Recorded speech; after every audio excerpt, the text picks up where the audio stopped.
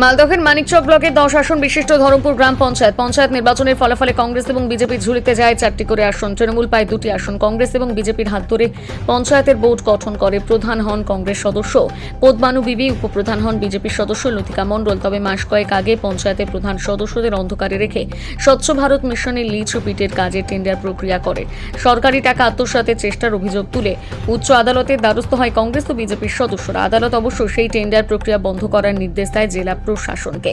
জেলা শাসক সেই টেন্ডার বন্ধ করে দিতে পঞ্চায়েত কর্তৃপক্ষকে নির্দেশ দেন।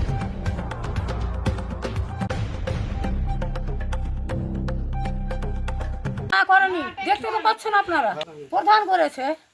সব প্রধান যদি খাই নিবে তো পাবলিক কি করবে? পাবলিক কি প্রধান কথা পয়সা আছে? হয়নি তো, আমরা তো কত অসুবিধা করে জল ছিঁচে ফেলি, বুঝতে পারেন? যে করবে কি করবে না আমি কিভাবে বলবো বলেন? একটা পাবলিককে সাধারণ যে এরকম করে তোমরা চলে যাবা, আমরা কিভাবে কি করব বলেন? আমাদের তো জল তো এই পাশে যাবে, কিভাবে যাবে? কোথায় যাবে?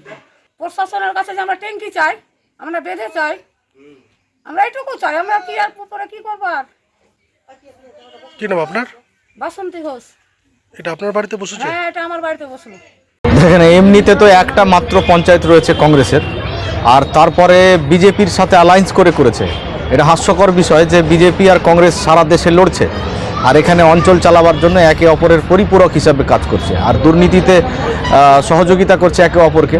আবার ভাগ বাটোয়ারাতে যখন অভাব হয়ে যাচ্ছে তখন একে অপরের বিরুদ্ধে অভিযোগ তুলছে। তো এই বিষয়টা অবশ্যই তদন্ত সাপেক্ষ রয়েছে, আর অভিযোগ খতিয়ে দেখার পরে যা প্রয়োজন থাকবে সরকার তা ব্যবস্থা নেবে। এই টাকা নয় করতে পারে না। তো বারবার অভিযোগ তুলছে তৃণমূলের পক্ষে, কিন্তু যে কটা বিজেপির অঞ্চল রয়েছে সেই কটা বিজেপির অঞ্চল কিন্তু কালিমালিপ্ত। আর আবার এখানে একসাথে অ্যালায়েন্স করে যে বোর্ড গঠন করেছে কংগ্রেসের সাথে মিলে, একটা নির্লজ্জ একটা বোর্ড বলতে পারেন, যে কংগ্রেস বিজেপি মিলে বোর্ড বানাচ্ছে, ভাবা যায়? সেই বোর্ডে আবার দুর্নীতির অভিযোগ, এবং কে করছে দুর্নীতির অভিযোগ? তারা নিজেরাই করছে। তো সেক্ষেত্রে এটা প্রমাণ্য বিষয় যে এরা কোনোদিন কোনো রকমভাবে মানুষের স্বার্থে কাজ করেনি, আর কাজ করতে পারবেও না। আমার কাছে যেটুকু জানা আছে, এখন অবধি ধরমপুর গ্রাম পঞ্চায়েতে টেন্ডার হয়নি। টেন্ডার প্রধান বললো যে আমি টেন্ডারগুলো করবো। আমি বিগত দিনে যে কাজগুলো পড়েছিল সেগুলো উনি করাচ্ছেন এখন, যেহেতু অফিসিয়ালিভাবে বিডিও সাহেব অনেকবার আমাকেও বলেছে ব্যাপারগুলো, যে কাজগুলো পড়ে আছে কাজগুলো করতে বলেন, সেগুলো ওইভাবে কাজগুলো করছে। পঞ্চায়েত একটা রেজুলেশন হয়, প্রথমে রেজুলেশন হবে, তারপরে যে কোনো কাজগুলো প্রসেসিং হয়। আর দ্বিতীয় কথা, মেজরিটি পার্সেন্ট যদি ও ঠিক থাকে, সে যে পঞ্চায়েত থাক না কারণ মেজরিটি পার্সেন্ট যার কাছে থাকবে সেই যে কোনো কাজ করতে পারবে। দলীয়ভাবে যদি আমার কাছে এখনও কোনো কমপ্লেন আসেনি, আমার কাছে যদি আসে, আমার মেম্বাররা যদি আমাকে বলে, তাহলে আমরা দলীয়ভাবে আবার সেই ব্যাপারটা নিয়ে আমরা দেখব। যদি ফাঁকা রেজুলেশন সই করতে পারে সেটা ভুল হবে, কারণ হচ্ছে রেজুলেশন না করে কোনো কাজ করা যায় না, এটা সবাই জানে, আমরাও জানি। এটাই পঞ্চায়েত নিয়ম, সেটা যেটা বলছে এটা। কমপ্লেন হয়েছে বিডিও সাহেবের কাছে গেছে, বিডিও সাহেব দেখবেন ব্যাপারটা, পঞ্চায়েত ডিপার্টমেন্ট যারা আছে ওনারা দেখবেন যে ওখানটায় কোনটা আমার আনলিগাল আছে, লিগাল কোনটা আছে। আমি যেটুকু জানি যে আনলিগালভাবে কোনো কাজই গ্রাম পঞ্চায়েত এখনও হয়নি। আর আমরা যদি এই ব্যাপার থাকে তাহলে আমরা ব্যাপারটাকে দেখবো, আমরা যাতে ঠিকভাবে কাজ করে মানুষের জন্য, আনলিগাল না করে সে ব্যাপারে আমরা এই ব্যাপারটা দেখবো। অভিযোগ দায়ের করেছি। আমাদের এতে 130টা লিজ পিটের কাজ টেন্ডার করেছিল, ওটাকে আমরা হাইকোর্ট করে এসডিও ওটাকে ক্যান্সেল করেছি। ক্যান্সেল করার পর বলেছিল যে আপনারা নতুন লিস্ট দিবেন, সবাই মিলে জিলে লিস্ট দিয়ে এই কাজের উপরে আপনাদের অভিযোগ কি ছিল যে আপনারা ক্যান্সেল করেছিলেন? ও নিজের ইচ্ছা মতো নাম দিয়েছিল, আমাদের মেম্বারদেরকে কিছু বলেনি, সব গোপনে করেছিল? সব গোপনে। এই কাজের 130টার মধ্যে 10টা মেম্বার, 12 10 120, আর 10টা আমি বলেছিলাম যে 10টা প্রধানের এক্সট্রা থাকবে, যে ওটাকে মানছে না। ওই আগের 130টা লিস্টপিটেরই ও টেন্ডার পাস করাতে চাইছে, আমাদেরকে সই করতে বলেছিল, আমরা সই করিনি। 59 লাখ টাকা কাজ আছে, 59 লাখ টাকা। হ্যাঁ, পুরো আত্মসাৎ করারই তো পরিকল্পনা। এখন তো লিস্টপিট হয়নি, টিউবওয়েলওয়ালা কোথায় কোথায় বোঝাচ্ছে, আমাদের নাম আমাদেরকে কিছু বলেনি, ও নিজের ইচ্ছা মতো টিউবওয়েল গাড়া গেড়েছে। আমরা ভাবছি বলতে কি, আমরা তো প্রশাসনের দ্বারস্থ হয়েছি, এখন প্রশাসন কী করছে সেদিকে তাকিয়ে আছেন। কি নাম আপনার? আমার নাম মোশাররফ হোসেন। কোন দলের সদস্য? টিএমসি। মিটিংয়ে আমরাকে ডাকছে, এসে প্রেজেন্ট সিগনেচার করতে বলছে। প্রেজেন্ট সিগনেচার নিয়ে টেন্ডার যা কিছু কাজ করছে আমরা বলছি যে আগে আলোচনা হোক, তারপরে সিগনেচার করব। তো না, সিগনেচার না করলে বলছে সিগনেচার না করলে মিটিং হবে না। এবার সিগনেচার প্রেজেন্ট হিসেবে আমরা করছি, ওই সিগনেচারটাকে কাজে লাগিয়ে টেন্ডার করে নিচ্ছে, দুর্নীতি করছে।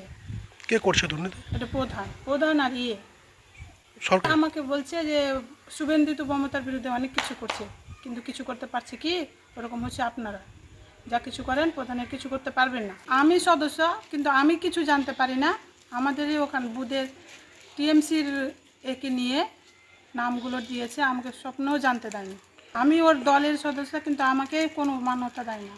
আপনি কোন দলের সদস্য? আমি কংগ্রেসের। প্রধান কোন দলের? কংগ্রেস। প্রধান ভালো করে কথাই বলতে জানি না, কথা বলতে গেলেই ঝামেলা করছে। আমাকে এর আগে দুবার বলেছে সিগনেচার করতে হয়, কর্নেলে বেরিয়ে যা। তোকে কে ডেকেছে? আমি ডাকি না। চিঠি করছে, পঞ্চায়েত করছে, অফিস করছে, আমি করি না।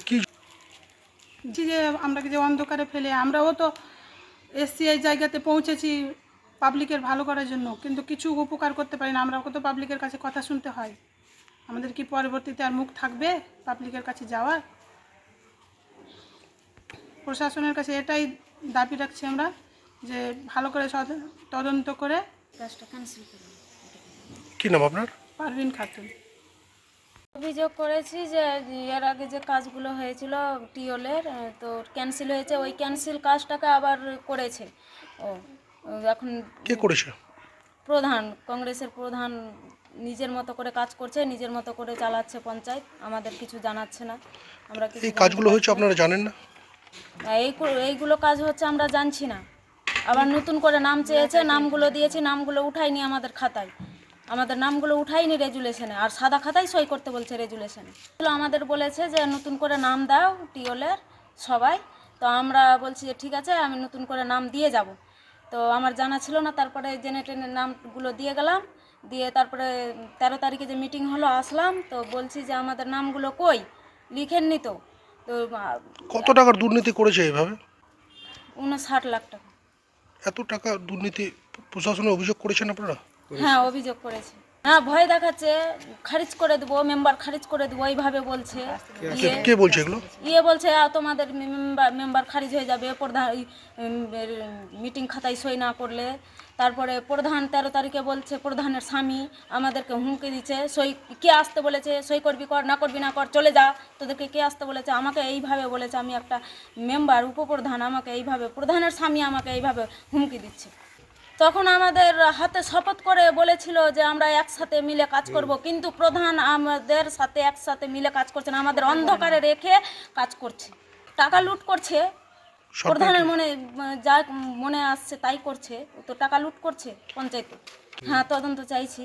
টেন্ডার হলো না, আর কি করে টিওল বসে যায়, এটাই আমি তদন্ত চাইছি। সরকারিভাবে টেন্ডার হয়নি? না, তারপরও টিওল বসে টেন্ডার হয়নি, ক্যান্সেল করা কাজটাকেই ও করছে।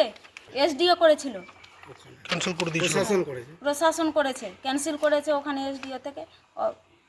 তারপরও কাজগুলো হয়ে গেছে? হ্যাঁ, তারপরেও প্রধান কাজ করেছে।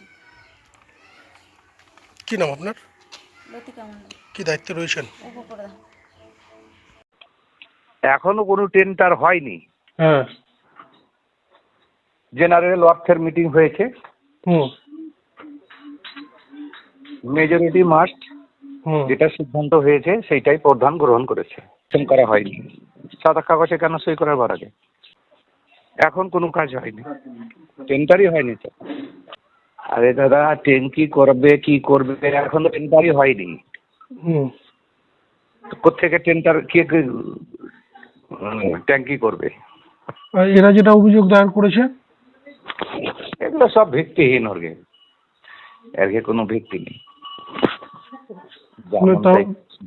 তাহলে প্রশাসন যদি তদন্ত করে সেক্ষেত্রে কি পদক্ষেপ? প্রসেস মেনে টেন্ডার করব, হ্যাঁ, এটাই হচ্ছে আমার শেষ কথা। আচ্ছা। প্রসেসে আমার কোনো থাকবে না, ত্রুটি থাকবে না। আমি প্রধানের হাজবেন্ড বলছি। কি নাম? শাহজাহান শেখ।